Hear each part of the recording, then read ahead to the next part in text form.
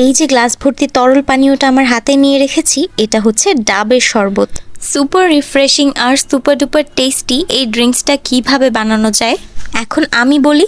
একটা কচি ডাব নিবেন, পানিতে টুসটুসা, সেই ডাবটাকে একটু কষ্ট করে হলেও ফুটো করে নেবেন, আর তারপর সবগুলো পানি একটা বাটিতে নিয়ে নেবেন। ঠিক যেমনটা আমরা করেছি, আমাদের ডাবটা থেকে মাশাআল্লাহ অনেকগুলো পানি এসেছে। সাথে ডাবের সাইডের শ্বাসগুলো ছুটিয়ে নিব। আমাদের কচি ডাবটা থেকে বেশি একটা শ্বাস বের হয়নি। এবার যেটা করতে হবে, আমাদের সম্পূর্ণ পানিটা একটা ব্লেন্ডারে নিয়ে নিলাম। ব্লেন্ডারের জুসের যেই জারটা ছিল সেটাতে নিয়ে নিয়েছি, আর আপনারা দেখতে পাচ্ছেন খুব সুন্দর করে ছেঁকে নিয়েছি পানিটা, যাতে ডাবের কোনো অংশ বিশেষ না থাকে।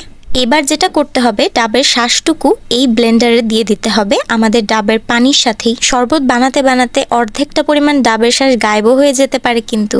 আর এবার দিয়ে দিচ্ছি ফ্রিজের একদম ঠান্ডা পানি। ডাবের শরবত বানানোর